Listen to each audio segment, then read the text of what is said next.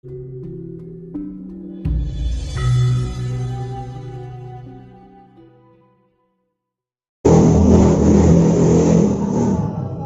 dibaca saja tanpa mengetahui dunungnya itu semua ya percuma, nggak beda dengan orang nyanyi biasa karena ada dunung-dunung itu tadi. Iya, paham. Kalau karma baik sama karma buruk itu memang ada ya Roma ya? Ada. Orang menanam pasti menuai, siapa yang membuat kebaikan juga akan menuai kebaikan, siapa yang menanam keburukan pasti menuai keburukan, tergantung manusianya. Dan kalau sudah menerima ya tidak bisa selak, itu namanya cokro manggilingan. Orang kalau sudah waktu karmanya turun ya tidak bisa selak, pasti menerima satu sama lain sesuai dengan porsinya masing-masing. Ibaratnya loh, kamu nipu orang 200.000, besok ya harus kembalikan 200.000 dengan cara yang berbeda. Itu yang harus kamu pahami, bahwa karma itu akan terus karma itu dibuat simpel aja lah, jangan pakai bahasa karma, nanti ada orang saya nggak percaya karma. Karma itu sudah hukum kausalitas, hukum sebab akibat, dan itu rumus alam, hukum alam yang terus bekerja. Cara memperlakukannya misalnya berbuat dosa ya seperti di awal tadi ya, seperti di awal. Kalau kamu punya karma jahat 50 ya buat karma baik 100, sudah selesai. Itu hanya memperingan karmamu, tidak menghapuskan, hanya memperingan, tidak menghapuskan. Tidak bisa terus kamu habis membunuh orang terus kamu berbaik pada 100, tidak bisa, tetap dicatat itu semua. Oh iya Romo, saya kok sering mendengar apa itu ramalan atau apa ya, Kediri itu katanya haram didatangi para penguasa gitu.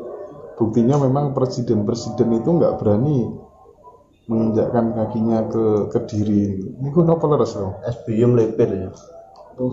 SBY melepir lah Kediri. Ngerti. Ada sesuatu yang memang tidak bisa diungkap di beberapa kota di Indonesia. Saya sudah bicara di Jawa aja, yang lain saya nggak tahu. 1 Kediri, 2 Mojokerto, 3 Bojonegoro. Itu memang kota-kota misteri yang tidak semua orang bisa mengungkap. Kenapa Kediri itu menjadi satu kota yang sangat ditakuti presiden? Karena dulu yang pasti tidak satu, banyak raja Jawa yang dari Kediri itu punya sabda bahwa kelak siapapun yang tidak benar, tidak baik, siapapun pemimpin yang menginjakkan ke Kediri maka akan sirna wahyu. Dan itu terus berlaku sampai sekarang, terjadi seperti itu nyata, dan percaya tidak percaya jarang berani orang melintasi Kediri pemimpin. Itu bukan Tidak ada. Pak SBY pernah pun melipir. Kamu Kediri melipir itu lewat pinggir, tidak berani lewat tengah. Itu kaitannya banyak dengan cerita kerajaan Kediri, maling gentiri dan tidak punya itu. Dan jangan kalau mau memperjelas itu saya dikasih waktu harus berdasarkan data, karena itu berkaitan dengan Sabda Rojo, saya nggak berani ngawur. Betul. Ngawur malah sing dadi gawe aku. Tapi memang faktanya kan begitu. Jadi raja dulu pernah nyabdo seperti itu. Kelak siapapun pemimpin bangsa ini yang berbuat jahat, maka dia menginjakkan kaki di Kediri akan menuai kekalahan. Itu juga karena perjanjian perang yang dikhianati. Jadi ada peperangan di Kediri, ada salah satu yang berkhianat, rajanya bersabda seperti itu. Wah, jenenge sabdanya raja ya berlaku terus. Mojokerto itu aja misteri, sama lihat Mojokerto itu setiap jam-jam tertentu kabutnya tidak bisa hilang. Dan luar biasa kabutnya, itu pekat sekali. Ditembus lampu aja kadang sulit. Itu ada apa? Itu misteri. Kecuali itu terjadi di dataran tinggi. Seperti sampai ke Bromo, ke Lawu, ke Merapi, itu buat kabut seperti itu biasa. Tapi di Mojokerto tidak masuk akal, jam 11 malam sama lewat itu sudah pekat. Ada apa yang disembunyikan di Mojokerto? Loh, itu yang harus dipelajari. Sama halnya di Bojonegoro, Bojanegara itu juga ada sabta raja zaman dulu. Boja maksudnya apa? Bojonegoro itu sebetulnya antara Angling Darmo dengan Batik Madrim dan seterusnya. Itu kan Malwapati dengan Bojanegara. Boja itu bisa diartikan adalah puja atau doa-doa yang diiring dalam sebuah nikah. Bojonegoro, Bojanegara. Itu ada sumpahnya juga. Sehingga lihat pemimpin Indonesia juga jarangnya berani ke Bojonegoro. Nggak hanya Kediri, ratanya ke Bojonegoro itu juga jarangnya berani. Kalau Mojokerto enggak masalah. Ya, cuma kalau Mojokerto ada sesuatu, kenapa harus terjadi kabut yang tidak hilang dulu? Gimana Romo sumpahnya rajanya tadi gitu, kelak siapapun yang berbuat jahat akan sirna wahyu, akan hilang wahyunya ketika menginjakkan kaki di Kediri. Setiap utamanya pemimpin. Terutama pemimpin. Berarti logikanya kan yang jadi pemimpin itu merasa ini apa tuh namanya, kalau kemudian dia berpegang teguh wong saya ini benar lurus, harusnya kan berani saja Romo. Nah itu layak dipertanyakan kepada mereka. Kebenaran itu ya. Gitu loh, repot kan. Iya, soalnya misteri betul itu. Kediri, Bojonegoro itu misteri. Kalau makna dari kotanya sendiri itu gimana Romo? Kediri. Kembali pada jati diri. Hanya kan salipanan. Wah itu udah dari tahun berapa? Mbah saya dulu sudah bilang kok, nek pengen tanah Jawa Bali marang Ratu Wahyu Keprabon, yo sawangen sing dadi dawe yangmu Mapanji Jayabaya. Karena Ratu Tanah Jawa itu harus megang dua hal, satunya Mapanji, satunya Mapunggung. Itu Kediri artinya Bali marang jati diri. Ketika sudah kembali jati diri, buka sandi asma yang pamenang, mamenang. Nah, jadilah pemenang. Menang no awakmu karo sak liring anggoda pangrencana. Kalau sudah itu mapano ana ing Jayabaya. Jaya dari segala mara bahaya. Itu sandinya kan begitu. Makanya kerajaan Kediri itu namanya dulu Dahapura. Orang ngomongin kerajaan Kediri, kerajaan Dahapura. Kalau yang Ponorogo itu Romo, ada makna tersembunyi nggak? Ponorogo ataukah memang Ponorogo? Ponorogo. Pak Ponorogo. Pono ku awas bisa, resik bisa. Wah pawase wong kae pono banget. Artinya awas atau bersih boleh. Rogo itu badan. Jadi memang di situ Ponorogo itu tempatnya orang membersihkan diri.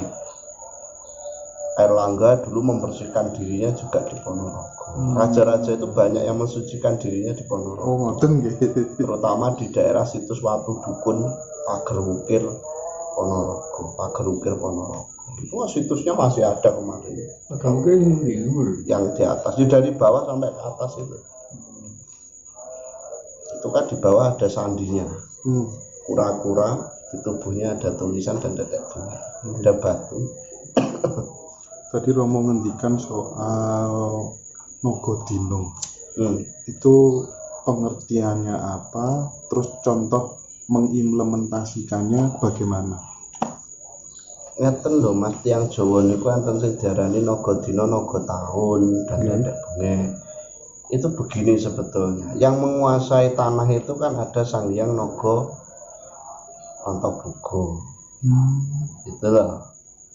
Lah, kalau orang Jawa itu kan pinter, artinya pergerakan naga itu jangan sampai kalau kita bekerja mengawali mapak atau menuju kepalanya naga. Kalau mapak kepala naga biasanya pekerjaan itu dipangan naga atau tidak jadi. Tapi sebetulnya bukan karena itu, ya itu falsafah lagi. pada hari ini seumpama Nagadina ada di Nogodina ada di utara, ya jangan mencari pekerjaan ke utara. Ada di timur, ya jangan cari ke timur.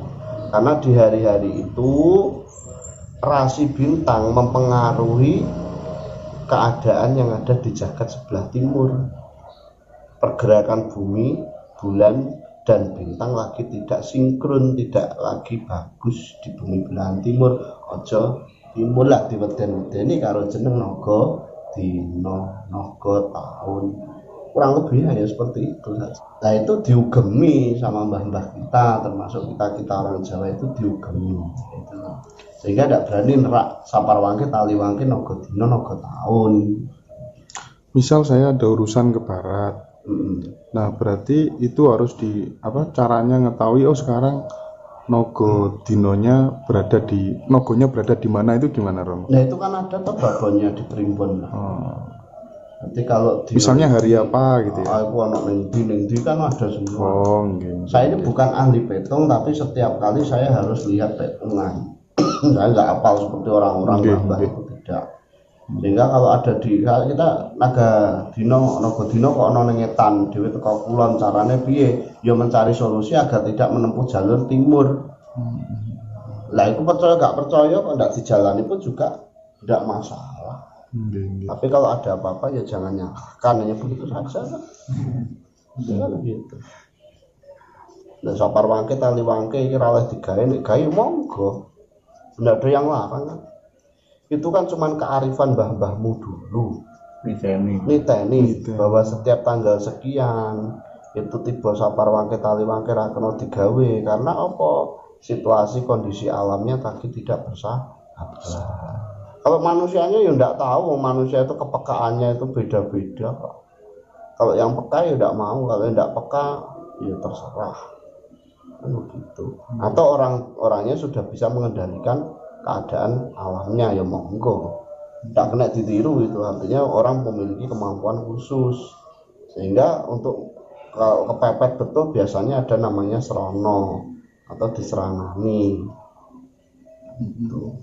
Romo ngapunten, kalau saya pernah nonton film Mahabharata itu kan banyak itu yang sumpah gitu Romo. Sumpah terus kejadian jadi kenyataan.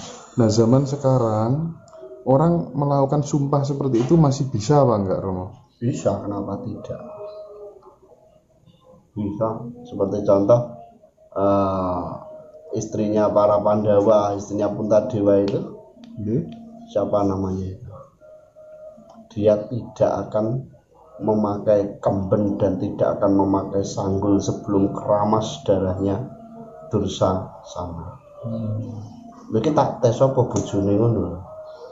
Ayo ada kedua lali. Oh iya. Drupadi. Lah, karena Baratayuda itu dari kata broto, yudo. Broto itu laku, yudo itu perang. Dimana di situ hukum karma akan terjadi. Istilahnya Baratayuda malas hukum nagih janji. Bahwa setiap yang sudah bersumpah dan setiap yang menanam karma, disitulah waktunya pensucian manen karma.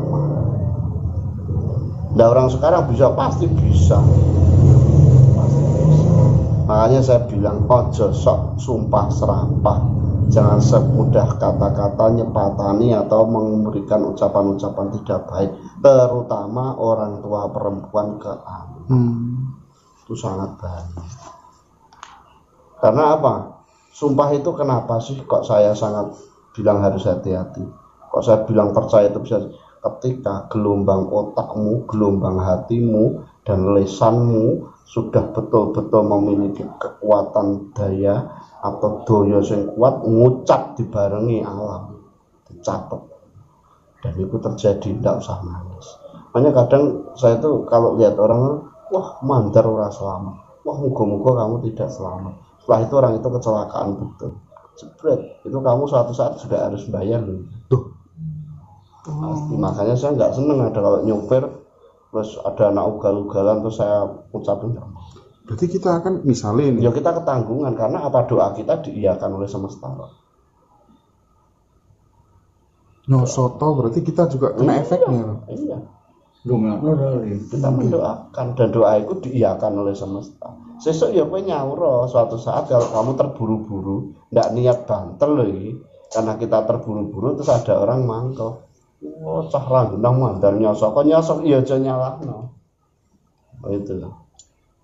Adil ya Romo. Wah, aduh, dunia semesta ini hukumnya keselarasan dan keseimbangan. Tidak bisa ditawar. Pasti. Nah, kalau saya ini kan hanya membagi cerita. Monggo mau percaya, monggo mau jalani, monggo enggak ya enggak apa-apa. Kalau enggak percaya seminggu ini nyepatano nongkrong, kira-kira balik rangan.